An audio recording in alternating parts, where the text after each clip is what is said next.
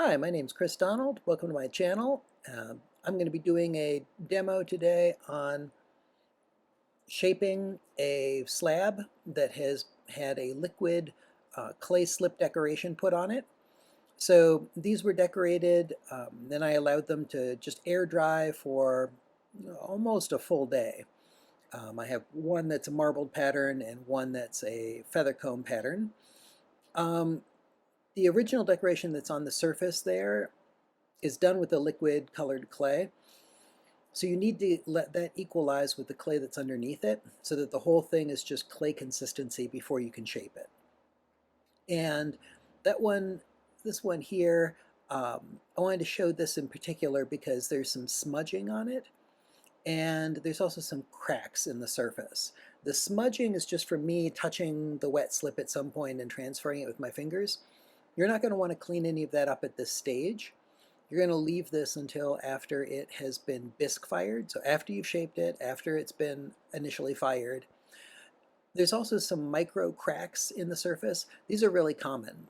That's from the slip being fairly thick and shrinking a little bit more than the clay that it's on. You can just compress those with a metal rib. I'm going to show that stage. But all of that cleanup, all the cleanup work as far as the smudging or fingerprints or anything like that has to be left until after it's bisque fired.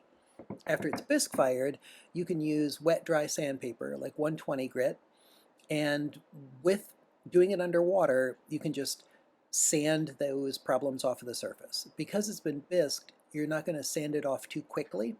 If you tried to do it in greenware, it's really easy to sand off more than you want, and not just to remove the problems, but to actually remove the decoration. All right, so one thing you need to do with this after it has set up is that you want to use some pieces of paper, newspaper preferably. I don't have a newspaper anymore, so I just use junk mail. And you're going to roll that on the surface of your slab. You want to be careful to try and keep it from wrinkling. And this serves a couple of purposes. The first is that it acts like blotting paper. So it's going to take off any excess moisture that's still on the surface of the clay slip. Any parts where it's a little bit damper than you want. It's also going to stretch the slab out a little bit. When you've shaped it, when you've decorated it like this and then had to let it dry, usually the clay kind of stiffens up. And before shaping it, you want to roll it a couple of times in order to warm it up, make it so that it wants to bend again. All right, so this specific one, I mentioned that there were a couple of little cracks here and there on the surface. So those I'm going to want to actually compress them with a metal tool. I like using a metal rib for this. You can use a metal spoon. It just needs to be something that's very smooth and is not going to want to smear the slip surface a lot. I'll keep cleaning my rib off as I close these little cracks up. I just clean it on the canvas that I'm working on. And this may cause additional smudging. You're not going to worry about that. You're not going to try and clean that smudging up until after this piece has been finally shaped, finished, dried, and bisque fired. That's when you can get rid of those smudges. Just got to be patient. They're really easy to get rid of later down the road. Now, I'm not actually going to shape the specific slab. I had another one that I'm more interested in keeping, and that's this marbleized one. The other one was just to show specific steps in feather combing. So I can reuse the other side of the pieces of paper that I used for blotting the first one. You need to be careful of using paper twice on the same side because you'll transfer some of the pattern. You can actually see on the back of this one that some of the feather comb pattern has transferred to the paper. And this is a good reason too for making your slabs a little thicker than you need them, is knowing that you're going to have to do something like this before you shape. That one had just a little fold from the paper, and I just compressed that out. And I'm going to be using the free draping technique. I have a separate video on free draping, but what that technique is it's using an existing form or an existing shape protecting the slab that you're going to drape into it or over it with a piece of thin plastic. This already has thin plastic on the back side that I put there so that it would be easier to move this slab around after it was decorated. You can't touch the surface when it's liquid, so this plastic helps it so you can move it around, you can keep it clean, and in this case it will serve double duty, and I can use this plastic as the protective backing for actually shaping this. And I'm going to shape this slab into an existing bowl that I've made. And I basically just like that inside curve. So I'm going to make, you always want to have the plastic touching the surface that you're going to shape it into.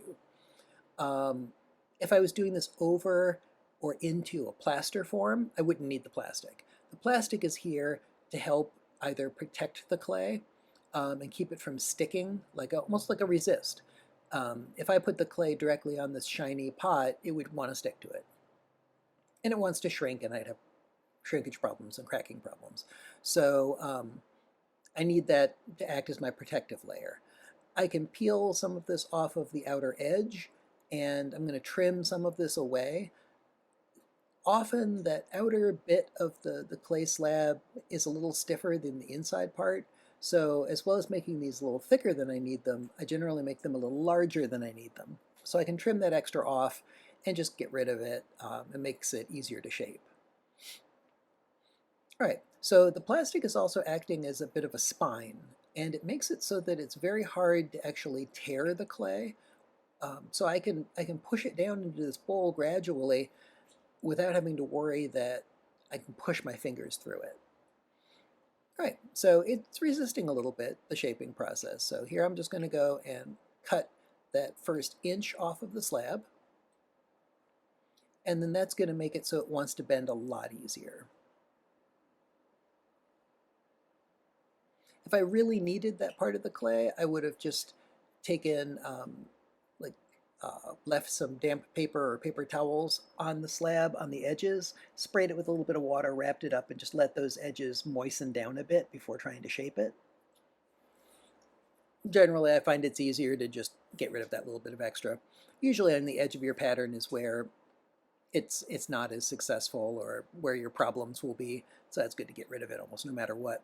And that scrap clay, I can completely recycle that. The decorative slips in this case are just a white liquid clay slip and a red liquid clay slip, which are just natural clay colors. I would just throw that back into my clay mixer and grind it up with all my other reclaimed clay. Wouldn't make any problems. If you have slips that have a lot of like cobalt in them that are really intense and that you have a ton of it, it can affect the clay color. It's still unlikely if you put it in a pretty big batch of clay, but these natural colors I don't worry about at all. So I'm just gradually kind of easing this down with my fingertips, and every now and then I'll kind of push from the edge. Like you'll see me put my hands around it and kind of push it together a little bit. That also helps ease it down. Any of the other spots that were still too big, I'm just going to take that extra clay off now. No sense trying to get it to push down along with the rest of it if I can't use it, if I don't need it. And you just take your time and just let it stretch in. So with this one, I'm actually going to go all the way to the point where the clay touches the bottom of the inside of the bowl. You don't need to. I could have shaped this inside of something much deeper than I needed and then just push down until I had the curve that I wanted, and I would be done. But I like this very specific depth to this bowl, so that's why I picked it, and I'm just going to go ahead and get that pushed all the way down in there. As part of this process, I am going to end up leaving fingerprints and transferring some of that red clay color to the areas of the white clay, and I won't try and clean those up now. I will leave that until after it has been bisque fired, and then again I'll use wet dry sandpaper underwater to sand that clean. You really want to be careful about clay dust. It's the #1 hazard that we have. This clay really generally won't hurt you if you consume it, if you ingest it, but if you are breathing it, it's not great. Try only to breathe things that are air. So I went around and got that trimmed a little bit more round, a little bit closer to the actual size of the bowl. That way, when I let this stiffen up a little bit and flip it out, it'll be on an even rim and makes it easier to clean it up and put a foot on it. Now I'm just compressing any of the little cracks in the slip that appeared while I was shaping it.